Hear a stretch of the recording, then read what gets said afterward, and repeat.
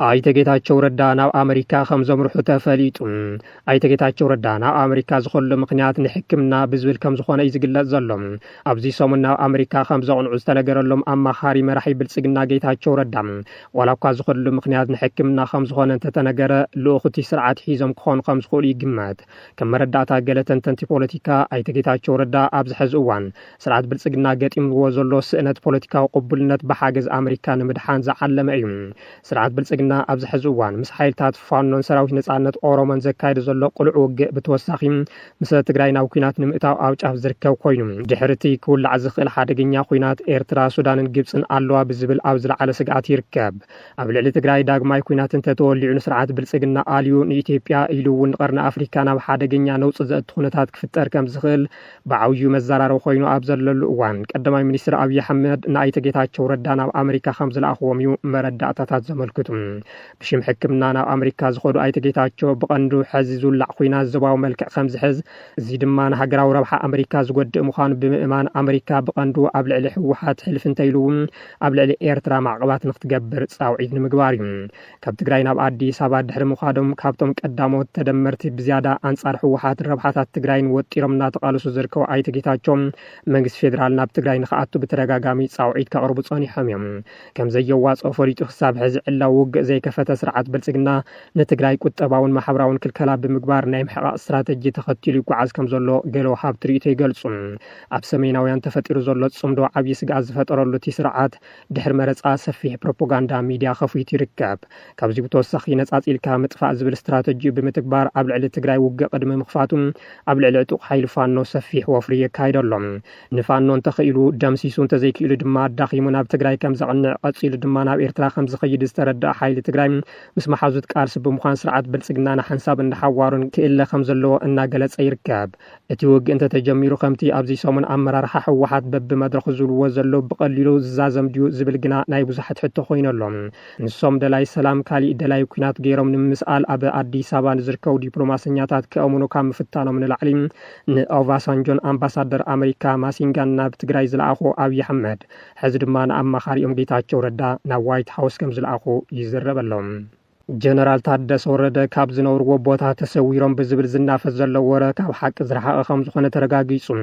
ኣብዚ ሰሙን ኣብ ዝተፈላለየ ማሕበራዊ ሚድያታት ሌተናል ጀነራል ታደሰ ወረደ ካብ ዝነብርዎ ናይ ገዛ እሱር ተሰዊሮም ብዝብል ዝዝርጋሕ ዘሎ ሓበሬታ መሰረት ዘይብሉን ሙሉእ ብሙሉእ ሕሰት ምዃኑ ናይ ቀረባ ፍልፍላት ኣረጋጊጾም ኣለዉ። ብወናኒ ዩኤምዲ ሚድያ ዶክተር ጌታቸው ኣሰፋ ጀነራል ታደሰ ወረደ ካብ ዝሓለፈ ሰሙን ጀሚሩ ብዕጡቃት ህወሓት ካብ ዝነብርዎ ቦታ ንክስወሩ ተገይሩ ብምባል ዘውፅዎ ጸብጻብ ኣባይታ ዘለ ናይ ሕሰት ሓበሬታ ምዃኑ እሙናት ፍልፍላት ኣረጋጊጾም ኣለዉ። ኣምባሳደር ኣሜሪካ ኣብ ኢትዮጵያ ኤርቪን ማሲንጋ ኣብ ዝሓለፈ ሰሙን ናብ ትግራይ መቕንዖም ስዒቡ ኣጀንዳ ኮይኖም ዝቐነዩ ጀነራል ታደሰ ምስቶም ኣምባሳደር ንኸይራኸቡ ተኸልኪሎም ዝብል ሓበሬታ ክውዛዕ ቀኒዑ እዩ። ጀነራል ታደሰ ወረደ ምስ ኣምባሳደር ማሲንጋ ንኸይራኸቡ ሓይልታት ፀጥታ ትግራይ ስለ ዝኸልከልዎም ብስልኪ ኣውጊዖም ንዝብል ሓበሬታ ብወገን መንግስቲ ትግራይ ይኹን ሰራዊት ትግራይ መልሲ ይተዋሃበሉን። ሕዚ ድማ ካብቲ ንኸይንቀሳቐሱ ተኸልኪሎምሉ ዝነበሩ ገዛ ተሰዊሮም ዝብል ካሊእ ኣጀንዳ ዝወፀ ኮይኑ እዚ ካብ ሓቂ ዝረሓቐ ከም ዝኾነ እዩ ዝግለጽ ዘሎ። ቅድም ኢሉ እውን ጀነራል ታደሰ ንሕክምና ናብ ኣዲስ ኣበባ ንኸይኸዱ ተኸልኪሎም መድሓኒት ካብ ኣዲስ ኣበባ ተላኢኹሎም ንኸይኣቱ ተኸልኪሉ ዝብሉ ሓበሬታታት ምውፅኦም ዝዝከር እዩ። ናይዞም ዘይተጣለሉ ሓበሬታታት ዕላማ ድማ ኣብ መንጎ ኣመራርሓ ትግራይ ነቓዕ ንምፍጣር ከም ዝኾነ እናተገለጸ ዝርከብ። ይኹን እምበር ኩሎም ብዛዕባ ጀነራል ታደሰ ወረደ ዝውዝዑ ዘለዉ ሓበሬታታት ካብ ሓቂ ዝረሓቑ ከም ዝኾነ እዩ እሙናት ፍልፍላት ኣረጋጊጾም ዘለዉ።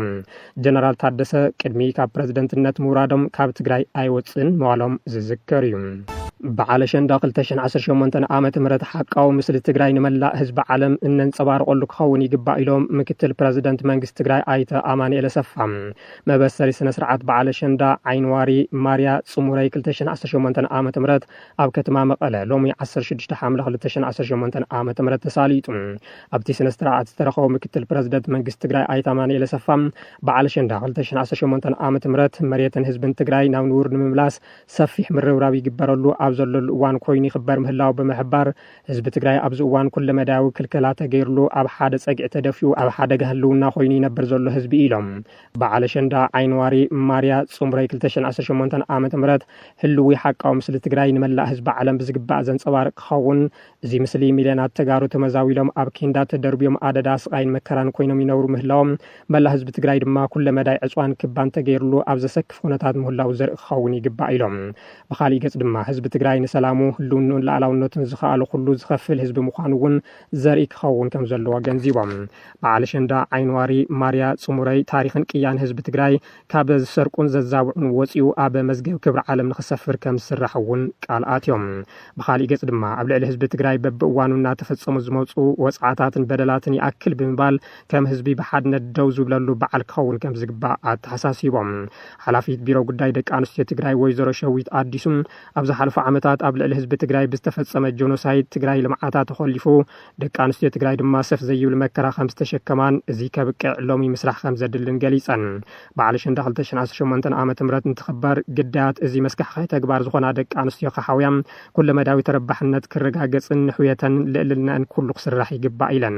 ምሕላውን ምዕቃብን ባህልን መንነትን ትግራይ ኣካል ወፍሪ መኸተ ጌርካ ምስራሕ ከም ዝግባእ ዝተዛረቡ ሓላፊ ቢሮ ባህልን ቱሪዝምን ትግራይ ኣይተ ዶርያስ ገዶም በብኸባቢኡ በዓል ኣሸንዳ ካብ ትሕዝቱ ወጻኢ ንምኽባር ይሰርሑ ዘሎ ኣካላት ተቐባልነት ዘይብሎም ምዃኖም ሓቢሮም በክላስተር መጽለሊ መሬትን ቦታን ዝተገበረ ሓድሽ ገምጋም ሳይት ፕሮፋይሊንግ ኣብ ትግራይ ዝረአ ዘሎ ምዝባል ኣዝዩ ወሰኽ ምርኣይ ከም ዝቐጸለ ተገዲጾም ኣብ ሶም እዚ ዝካየድ ዘሎ ሓያል ናይ ኩናት ጎስጓስ ናብ ልዕሊ ህዝቢ ሰፊሩ ዘሎ ፍርሕን ተደማሚሩ ኣቐዲሞም ዝተመዛበሉ ገና ብጥሜትን ሕማምን ኣብ ዝሞትሉ ዘሎ ግዜ ሕጂ እውን ሓደስቲ ተመዛበልቲ ኣብ ዝተፈላለዩ ከባቢታት ናይታ ክልል ናብ ማእከል ትግራይ ውሕዙ ከም ዘለዉ ተጸብጻብ ይሕበር እዩ ኣብ ውሽጢ ትኽልል ዝርከባ ተመዛበልቲ ዝሓዛ ቦታታት በሓደስቲ መጻእትን ንኻልኣይ ደረጃ ዘገደደ ምዝባል ወሰኽ ብዝሒ ህዝቢ ዘመዝግብ ዘሎ ኮይኑ ብኣንጻሩ ናይ ረድኤት ትካላት ክስዕብ ዝኽእል ኩናት ብምስጋእ ካብቲ ክልል ንምውፃእ ውሳነታት ይወስዱ ከም ዘለውን ይሕበር እዩ እቲ ገምጋም ብፍላይ ኣብ ኣገልግሎት ምግቢ መጽለሊ ሓለዋ ጥዕናን ማይን ሰፊሕ ሰብኣዊ ሕፅረታት ከም ዘጋጥም ዘጠንቀቐ ኮይኑ እቲ ኩነታት ናብ ዝባሰ ከይዓረገ ፍታሕ ክግበረሉ ተማሕፂነሎም እቲ ናይ ሓምለ 2026 ገምጋም ኣብ 5 ዞባታት 21 ወረዳታት ዝርከቡ 78 ናይ ምዝባል ቦታታት ዝሸፈነ ዳህሳስ ኮይኑ 307,000 ዝግመቱ ኣብ ውሽጢ ክልል ዝተመዛበሉ ሰባት ዕላማ ዝገበረ ጥራሕ ምዃኑን የመልክት እዩ ብመሰረት ጸብጻብ 67 ቦታታት ወይ ድማ 84 ሚታዊት ናይ ሓባር ማእከላት ብቐንዱ ኣብያተ ትምህርትን ካልኦት ህዝባዊ ህንጻታትን ክኾኑ ከለዉ 11 ቦታታት ወይ ድማ 14 ሚታዊት ድማ ወጥ ምዝባል ዘለዎም ቦታታት ኮይኖም ተምዝተረፉ ድማ ውሽጢ አንገርቲ ማሕበረሰባት ዝነብሩ ዘለዉ ምዃኖም ተጸብጻበ የረጋግጽ ኣብዚ ሰሙን ኣብ መላእታ ሕወሓት ዝቋጸራ ትግራይ ላዕለዎት መራሕቲ ናይቲ ውድበ ሰሚናር የካይዱ ከም ዘለዉ ዝፍለጥ ኮይኑ እቶም መራሕቲ ሰራዊቶም ኣብ ምውዳብ ከም ዝርከቡ ናብ ስልጣን ዘሎ ብልጽግና ብሰላም ሕቶታቶም ከም ዘይምልስን ዘሎ ኣማራጺ ድማ ብሓይሊ ኩናት ብምኽፋት ተመዛበልቲ ምምላስን ዝተቆራረሰት ትግራይ ምኽባርን ምዃኑ ዝገልጹ ኮይኖም ነዚ ንምግባር ድማ ውሽጢ ኢትዮጵያ ከም ኦነግን ፋኖን ኣብ ደቡብ ወጻኢ ድማ ከም ሱዳንን ኤርትራን ግብፅን ኣካል ናይቲ ቃልሲ ምዃኖም ብዘንፍት መግለጺታት ክህቡ ምቕናዮም ይዝከር እዩ ናይ ኣምሓራ ኣኽራሪ ሓይሊ ፋኖ ንዘመናት ክሓልሞን ክሓስቦን ዝጸንሐ ምዕራብ ትግራይ ቆሪስካ ምውሳድን ትግራይ ካብ ተከዛ ከይተሓልፍ ንምግባርን ዝነበረ ሕልሙ ብሰንኪ ፍሹል ኣካይዳ ሕወሓት ንዝመፀ ወራር ብልጽግና ሻዕብያን ተኸቲሉ ናብ ሰፊሕ ምዕራብ ትግራይ ከም ዝኣተወ ናብ ልዕሊ ተጋሩ ነበርቲ ምዕራብ ትግራይ መዳርግቲ ዘይብሉ ጭካነ ገበናት ከም ዝፈጸመውን ይዝከር እዩ ኣብ ኩናት 2020 ክሳብ 2022 ልዕሊ 1 ሚልዮን ተጋሩ ዘባረረን ብኣማይታይ ሸሓ ዝቐተለን ፋኖ ብዙሓት መንእሰያት ኢዶምን እግሮምን ኣሲሩን ሓራግዝ ተከዘ ከም ዝሃበውን ታሪክ ሰኒድዎ እዩ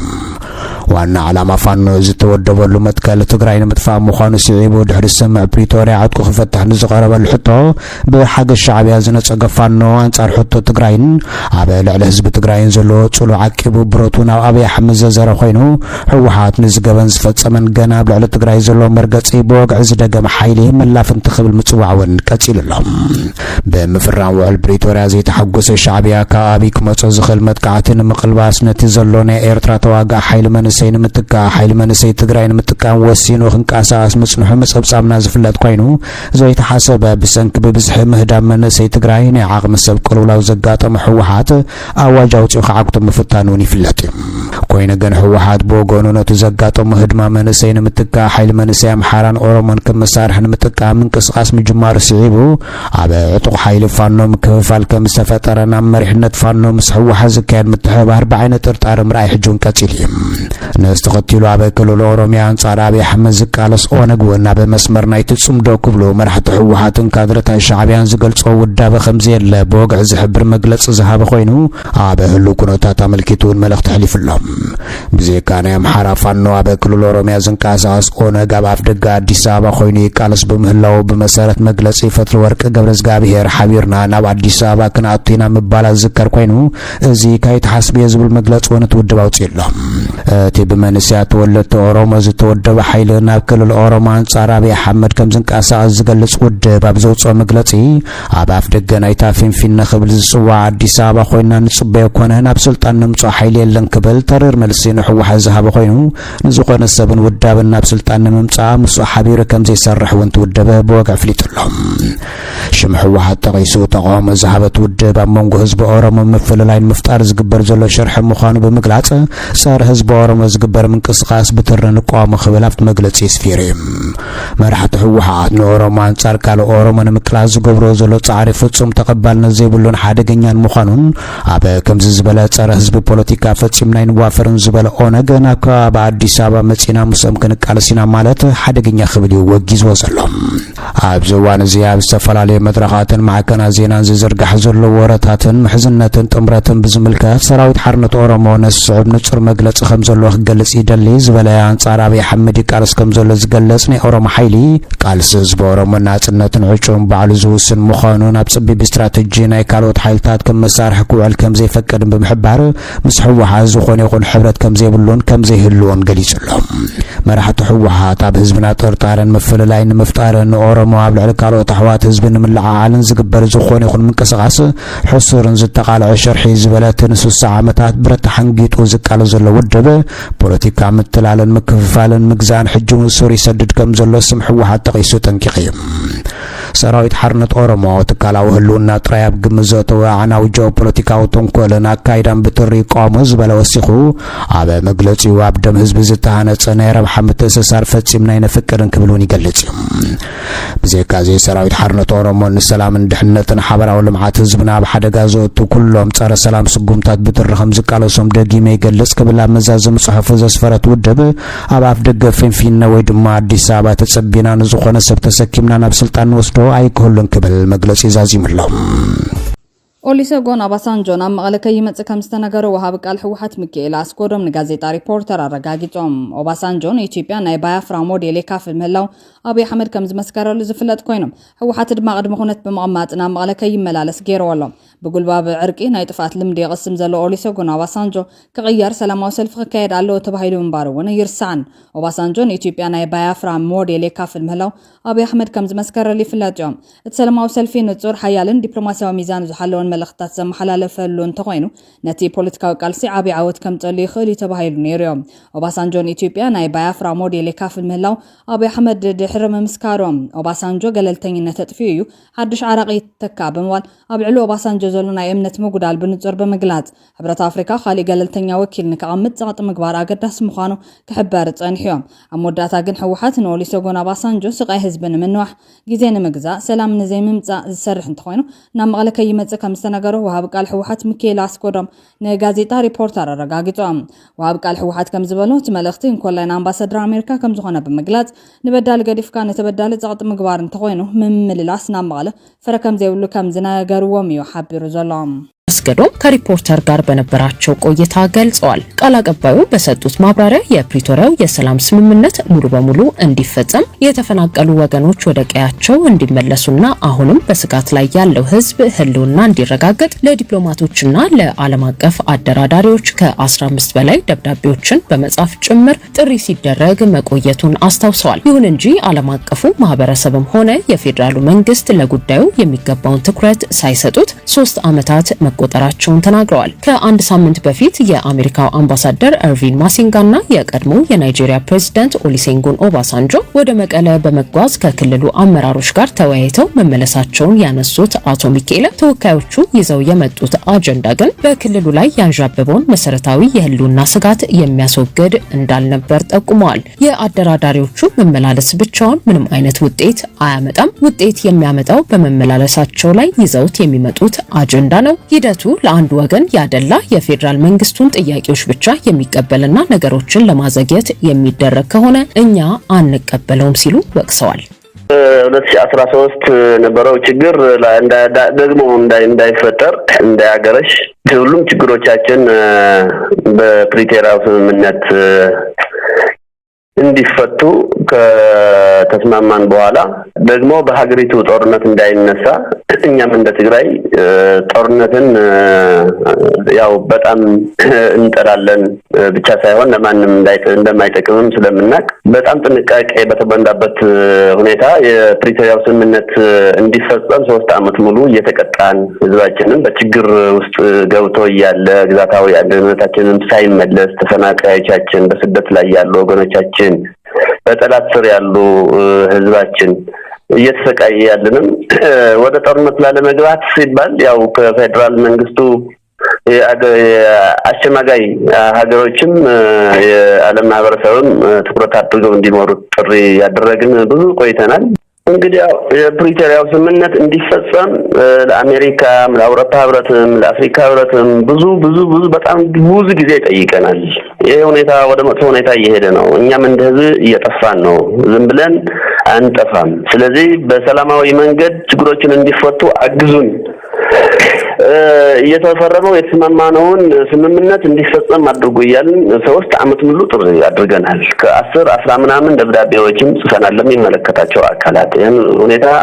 እንዲፈታ እጃችሁን አስገቡና አገዙን እያልን ማለት ነው። ለፌደራል መንግስቱም እንዳልኩሽ ብዙ ጥረት ተደርገዋል። ማለት ትኩረት አልተሰጠውም ብቻ ሳይሆን ኔግሌክትድ የሆነ አጀንዳ ነው። 3 አመት ሙሉ ማለት ያገዘን ነገር ያለው ኦሬዲ ትኩረት አልተሰጠውም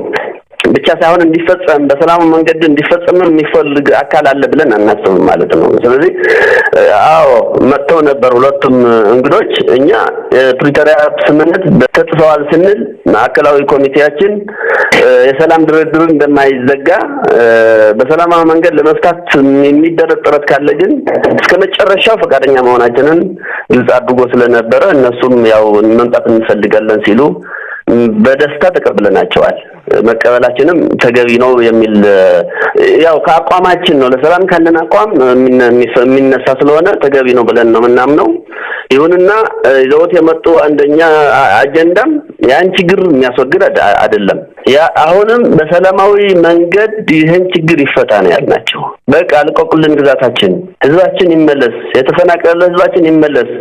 በስደት ላይ ያለቀ ያለ ህዝባችን ይመለስ፣ ከዋው ይነሳ፣ እንደ ብሔር የህልውና አደጋ እንዳይኖር አድርጉ፣